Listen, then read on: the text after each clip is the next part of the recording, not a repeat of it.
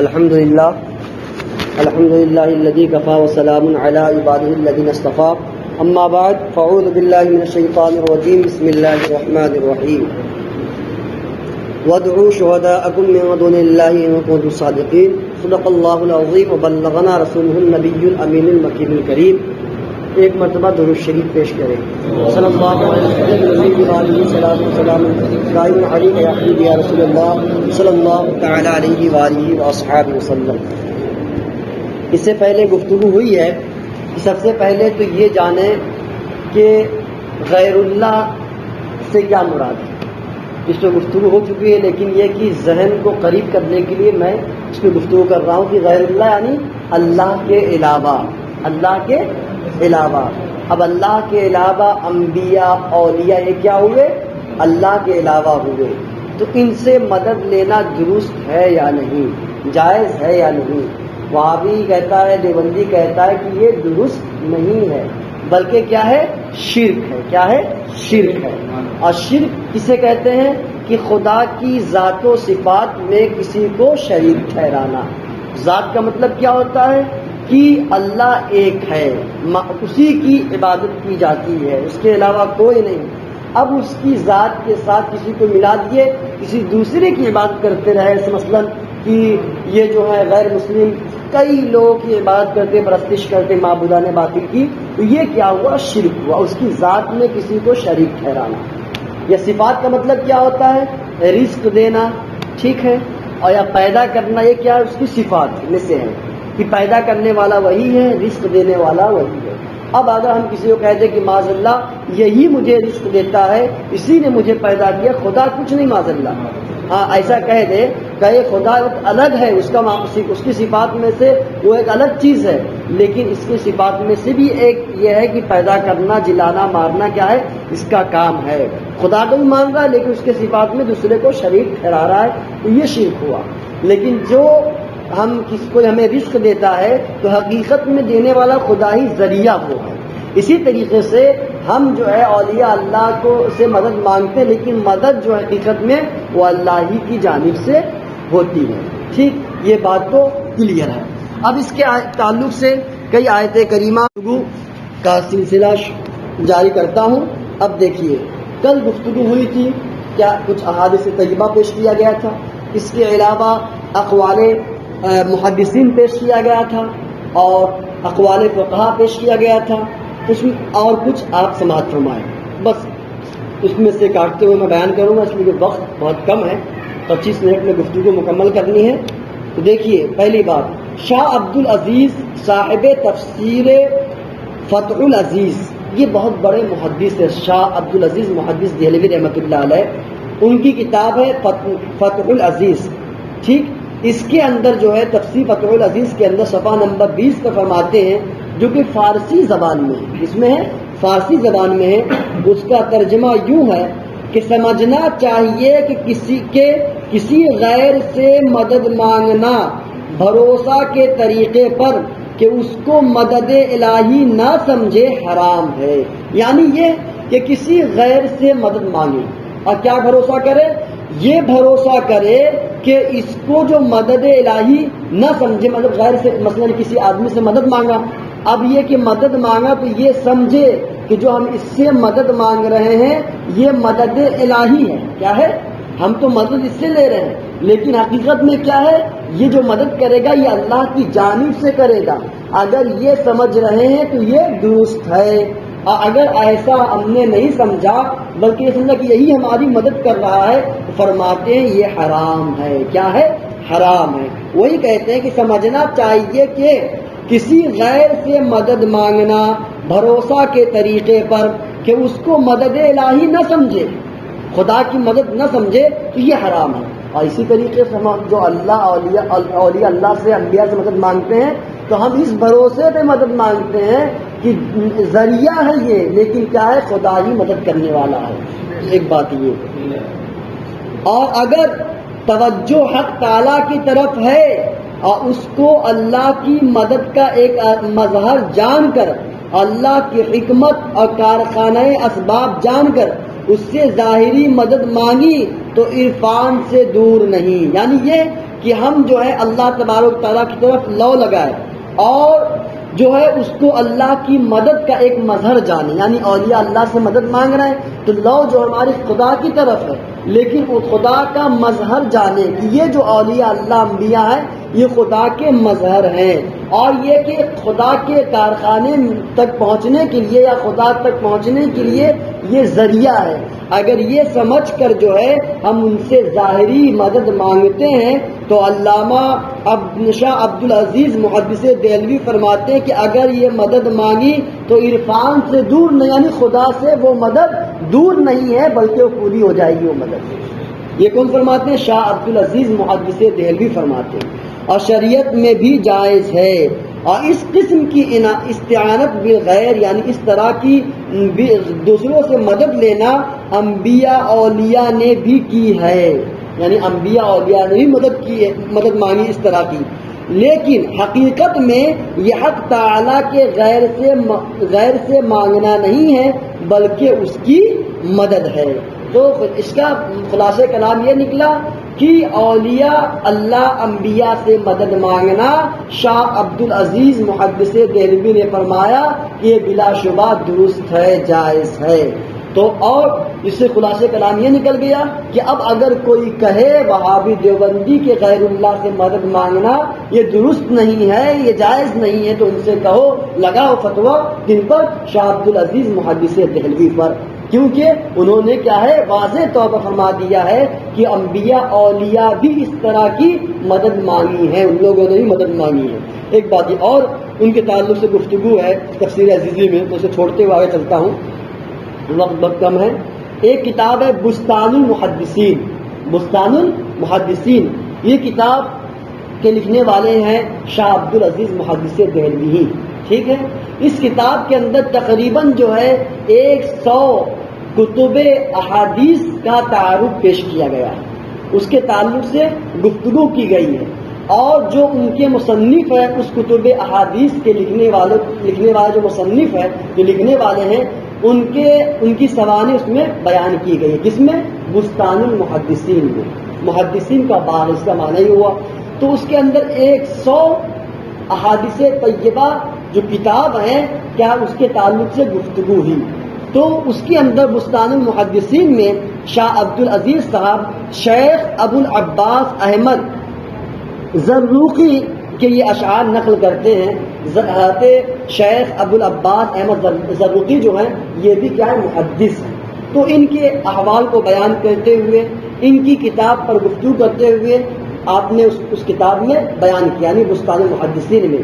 تو ان کے ایک اشعار کو نقل کرتے، کن کے اشعار کو؟ شیخ ابو العباس کے شعر کو نقل کرتے۔ کیا نقل کرتے؟ دیکھیں، انا لمریدی جامع لشتاتہ اذا ما متا جور الزمان بنکبتی، یعنی کیا اس میں ترجمہ ہے؟ ترجمہ دیا ہوا ہے کہ میں اپنے مرید کی پراگندگیوں کو جمع کرنے والا ہوں کہ جب کہ زمانہ کی مصیبتیں اس کو تکلیف دیں، یعنی زمانہ کی مصیبتیں پریشانیاں جب اسے تکلیف دیں تو فرماتے ہیں شیخ ابو العباس کہ میں اپنے مریدوں کی پراگندگیوں کو، یعنی جو بکھرے ہوئے حالات ہیں اس کو میں جمع کرنے والا ہوں، یعنی سمیٹ دینے والا ہوں، ختم کر دینے والا ہوں۔ یہ کون فرما رہے ہیں؟ شیخ ابو العباس احمد زرروقی فرما رہے ہیں۔ کہ آگے فرماتے ہیں وَإِن كُنْتَ فِي ضَيْقٍ وَكَرْبٍ وَوَحْشَةٍ فَنَادِي بِيَا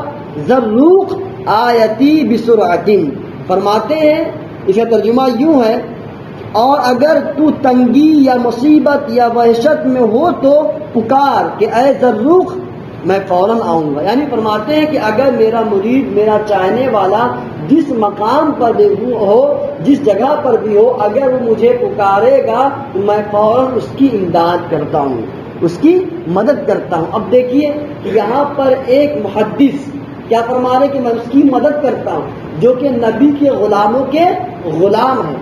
جب ان کے اندر یہ طاقت ہے کہ وہ اپنے مریدوں کی دور سے مدد کر رہے ہیں، تو اگر ہم اپنے نبی کو پکاریں تو کیا ہماری امداد نہیں کریں گے؟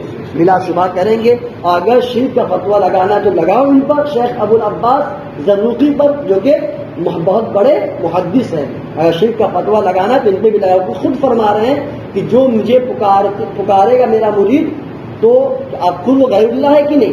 شیخ ابو العباس جو ہے اللہ کے علاوہ ہے نا، تو جب اللہ کے علاوہ خود وہ کہہ رہے ہیں کہ جو میرا مرید پکارتا ہے میں اس کی مدد فرماتا ہوں. ایک بات یہ. اب دیکھیے اسی طریقے سے تفسیر کبیر، تفسیر روح البیان، تفسیر کبیر کن کی ہے؟ علامہ فخر الدین رازی کی، اور تفسیر روح البیان علامہ اسماعیل حقی کی، اور تفسیر خازن جو ہے علامہ علاء الدین امام خازن کی، ان کا نام جو ہے علاء الدین ہے لیکن ایسے یوں تو مشہور امام خازن سے ہی مشہور ہے. تو کہتے ہیں ان تفاسیر کی کتاب میں جو ہے سورہ یوسف کے تحت کیا ہے، جو سورہ یوسف میں یہ آیت کریمہ فَلَبِثَ فِي السِّجْنِ بِضْعَ سِنِینَ، کہ حضرت یوسف علیہ السلام جو کئی سالوں تک جیل میں رہے، ٹھیک، تو اس کے تحت جو ہے ایک لفظ ہے الاستعانۃ بالناس فی دفع الضرر والظلم جائزۃ، یعنی یہ کہ فی دفع الضرر والظلم یعنی مصیبت اور ظلم کے دفع کرنے کے لیے لوگوں سے مدد مانگنا جائز ہے. کیا ہے؟ جائز ہے. کون فرماتے ہیں؟ صاحب تفسیر کبیر فرماتے ہیں، صاحب تفسیر روح البیان فرماتے ہیں، صاحب تفسیر خازن فرماتے ہیں کہ مدد جو ہے پریشانی کے وقت، مصیبت کے وقت کیا ہے، مدد مانگنا کیا ہے؟ جائز ہے. اگر شرک کا فتویٰ لگانا ہے تو پھر لگاؤ ان پر، صاحب تفسیر کبیر پر، صاحب تفسیر روح البیان پر، صاحب تفسیر خازن کو کیا فرماتے ہیں کہ پریشانی کے وقت جو مدد مانگنا لوگوں سے کیا ہے؟ درست ہے، جائز ہے. ایک بات یہ. اب آگے چلتے ہیں. در مختار جلد 100 باب اللخت، یہ لخت بھی لفظ آتا ہے، اللخت بھی آتا ہے، دونوں آتا ہے. یعنی یہ ایک باب ہے، یعنی کہ جو چیز جو ہے کھو جائے یا جو چیز کسی کی پڑی ہوئی ہو ملے، اس کا مالک موجود نہ ہو، معلوم نہ ہو، تو پھر اس کے لیے کیا حکم شریعت کا. ایک باب ہے، چیپٹر ہے. اور ایک اسی میں آتا ہے باب اللقیط بھی آتا ہے کہ جو بچہ پڑا ہوا ہو اس کو اگر آپ نے لے آیا ہے پالنے کے لیے، پوسنے کے لیے، تو اس کو باب اللقیط کہتے ہیں. لیکن یہ کیا ہے؟ باب اللخت ہے، یعنی جو سامان جو ہے کہیں پڑی ہوئی ہو تو اس کے اٹھانے سے کیا حکم ہے. تو صاحب در مختار جلد 100 باب اللخت کے آخر میں گمی ہوئی چیز کو تلاش کرنے کے لیے ایک عمل لکھا ہے. وہ عمل کیا ہے؟ میں عربی عبارت چھوڑتے ہوئے اس کا ترجمہ سناتا ہوں کہ جس کسی کی کوئی چیز گم ہو جائے اور وہ چاہے کہ خدا وہ چیز واپس ملا دے تو کسی اونچی جگہ پر قبلہ کو منہ کر کے کھڑا ہو اور سورہ فاتحہ پڑھ کر اس کا ثواب نبی کریم صلی اللہ علیہ وسلم کو ہدیہ کرے. پھر سیدی احمد بن الوان کو پھر یہ دعا پڑھے، اے میرے آقا، اے احمد ابن الوان، اگر آپ نے میری چیز نہ دی تو میں آپ کو دفتر اولیاء سے نکال دوں گا. بس خدا تعالی اس کی گمی ہوئی چیز ان کی برکت سے ملا دے گا. اب دیکھیے یہ کہاں پر ہے؟ در مختار کے اندر موجود ہے، باب اللخت کے اندر موجود ہے آخر میں کہ اگر چیز گم ہو جائے تو اس کے بعد ایک اونچی جگہ پر کھڑے ہو جاؤ اور قبلہ رو ہو کر جو ہے وہ سورہ فاتحہ کی تلاوت کرو اور اس کا ثواب نبی کی بارگاہ میں پیش کرو اور سید احمد بن الوان کی بارگاہ میں پیش کرو، احمد بن الوان کی بارگاہ میں. پھر اس کے بعد یہ دعا پڑھو کہ اگر آپ نے میری چیز نہ دلائی تو میں آپ کو دفتر اولیاء سے نکال دوں گا. یعنی یہ آپ کو بتایا جا رہا کہ آپ اولیاء میں سے ہیں، آپ ہماری مدد کر سکتے ہیں، آپ نہیں کریں گے تو کون کرے گا. فرماتے اگر آپ نے ایسا کہا تو کیا ہوگا؟ اللہ تبارک و تعالیٰ جو ہے گمی ہوئی چیز ان کی برکت سے ملا دے گا. یہ کون فرماتے ہیں؟ صاحب در مختار. اب اگر فتویٰ لگانا تو لگاؤ صاحب در مختار پر. وہ فرماتے ہیں کہ ایک ولی کی مدد سے ان کی طرف رجوع کریں تو گمی ہوئی چیز مل جاتی ہے. تو ہم کیا کرتے ہیں کہ جو پریشانی ہے، مصیبت ہے، جو ہم سے ہر چیز جدا ہو گئی ہے تو اسی کے تعلق سے ہم مدد مانگ رہے ہیں نا، تو کیا یہ درست نہیں ہے؟ پتہ چلا کہ بلا شبہ یہ قرآن و حدیث کی روشنی میں درست ہے.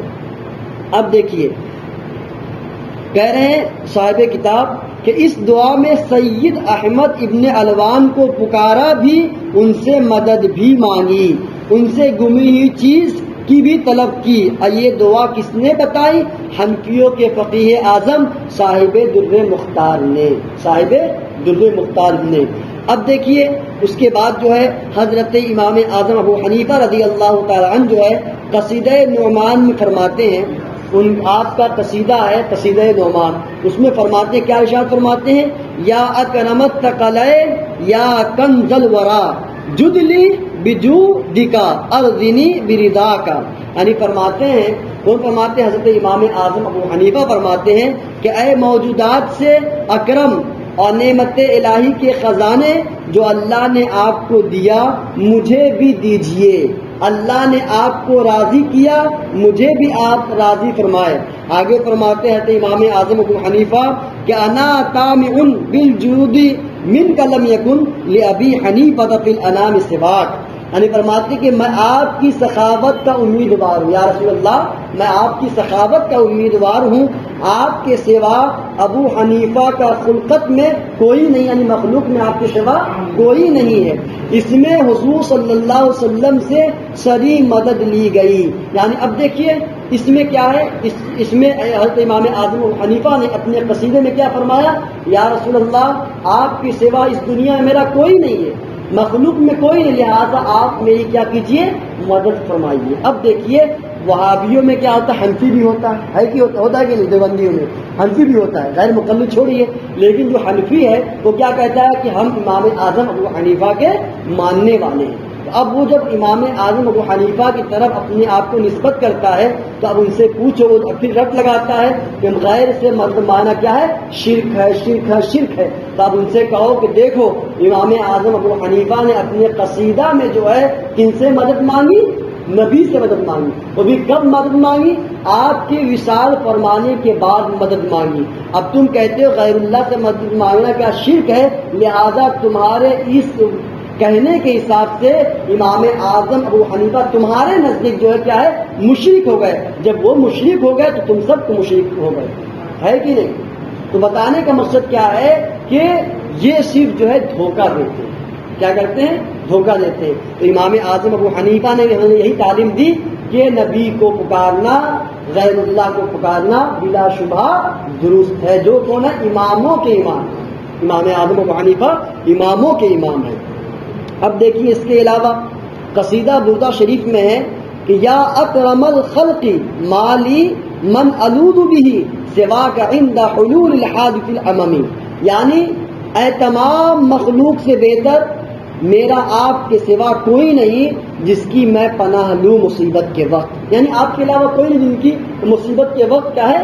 پناہ لوں۔ تو قصیدہ بردہ شریف میں یہ موجود ہے۔ اب دیکھیے صاحب کتاب فرماتے ہیں کہ ہم جو ہے ان علماء فقہا مشائخ کا کلام جمع کر دیے جس میں انہوں نے حضور علیہ الصلوۃ والسلام سے مدد مانگی، تو اس کے لیے تو دفتر کا ہی نہیں تو کم ہے، اس کے علاوہ بہت سارے دلائل موجود ہیں جن کو پیش کیا جا سکتا ہے، لیکن کتاب کو طویل ہونے سے بچانے کے لیے میں اتنے پر بس کرتا ہوں، صرف اتنے ہی پر اکتفا کرتا ہوں۔ نیز ہم سفر برائے زیارت قبور میں شامی کی عبارت نقل کریں گے، وہ آگے بیان کریں گے۔ کہتے ہیں جس میں امام شافعی فرماتے ہیں کہ جب مجھے کوئی حاجت پیش ہوتی تھی، پریشانی ہوتی تھی، تو امام شافعی فرماتے ہیں کہ تو میں امام اعظم ابو حنیفہ رضی اللہ تعالی عنہ کے مزار پر آتا ہوں، ان کی برکت سے کام ہو جاتا ہے۔ یعنی کون فرماتے ہیں؟ امام شافعی رحمۃ اللہ علیہ فرماتے ہیں کہ جب مجھے پریشانی ہوتی ہے، دقت ہوتی ہے، تو کہاں جاتا ہوں؟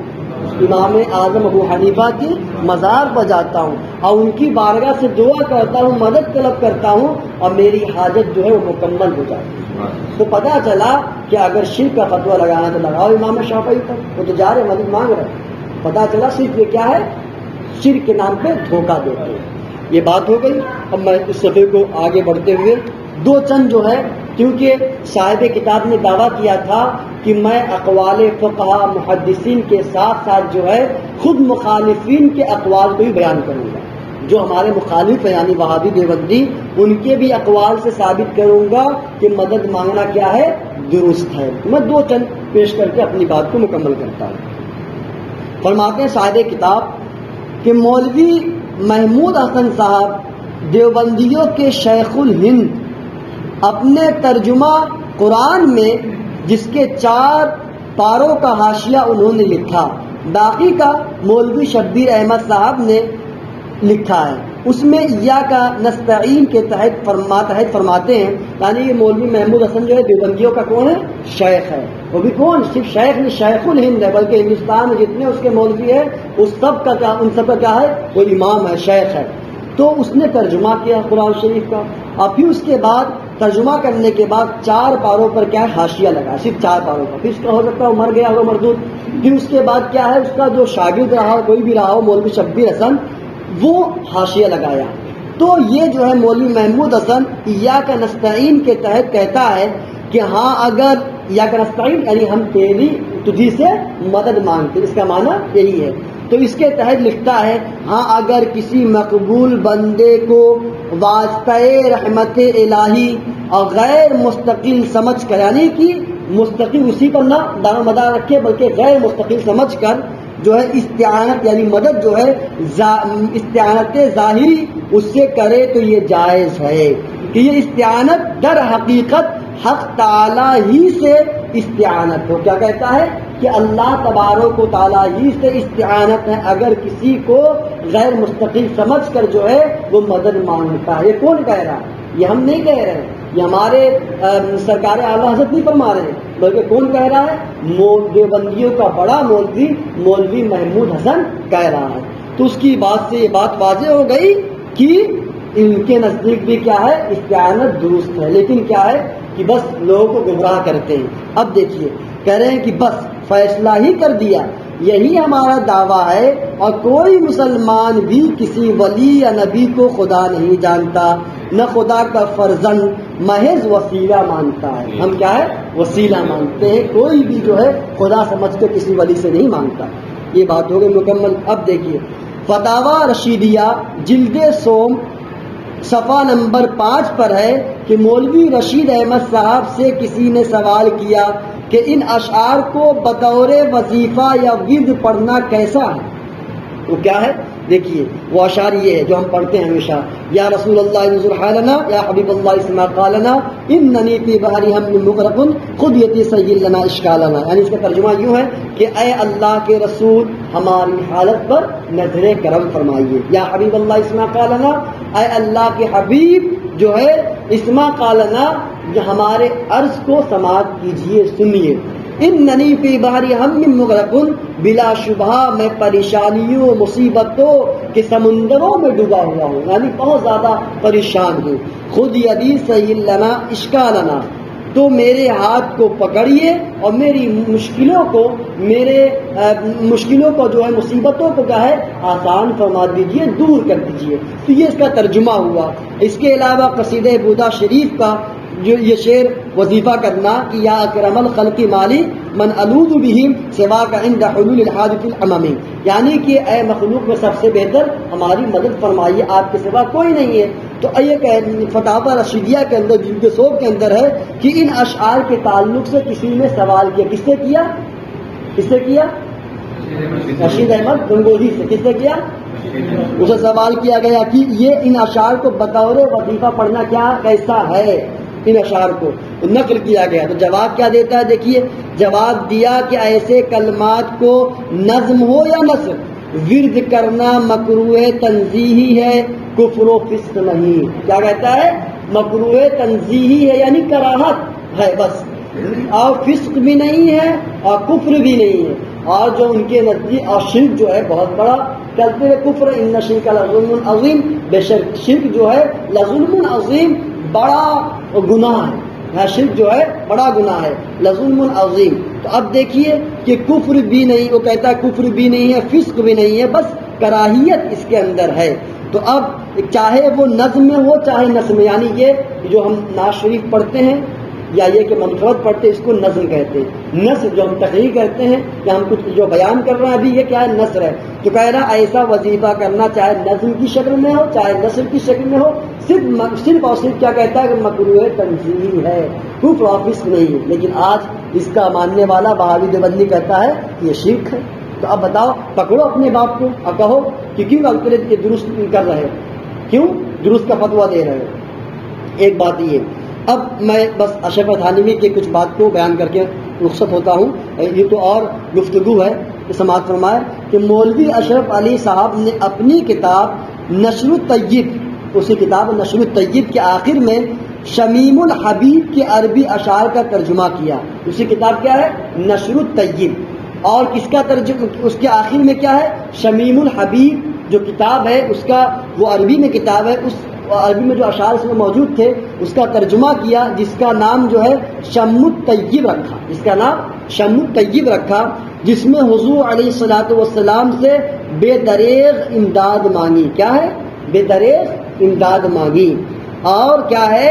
اشعار دیکھیے، سماعت فرمائے، کس نے امداد مانگی ہے؟ ترجمہ کس نے کیا ہے؟ اشرف علی تھانوی نے، ٹھیک ہے، اور اس کے اندر امداد کے الفاظ ہے۔ اب دیکھیے کیا ہے، یا شفیع العباد خود بیدی انت فی الاضطرار معتمدی، یعنی دستگیری کیجیے، یعنی مدد کیجیے میری نبی، یعنی دستگیری کیجیے میری نبی، کشمکش میں تم ہی ہو میرے ولی، یعنی کہ پریشانی میں، مصیبت میں میرا ساتھ دینے والے آپ ہی ہیں، لہٰذا ہماری مدد کیجیے۔ کون کہہ رہا ہے؟ اشرف علی تھانوی کہہ رہا ہے۔ پھر آگے کہتا ہے لیس لی ملجن سوا کا اغث مسنی عبد سیدی سندی، یعنی جز تمہارے ہے کہاں میری پناہ، یعنی آپ کے سوا جو ہے میری پناہ کہیں نہیں ہے، آپ ہی کی بارگاہ میں ہے۔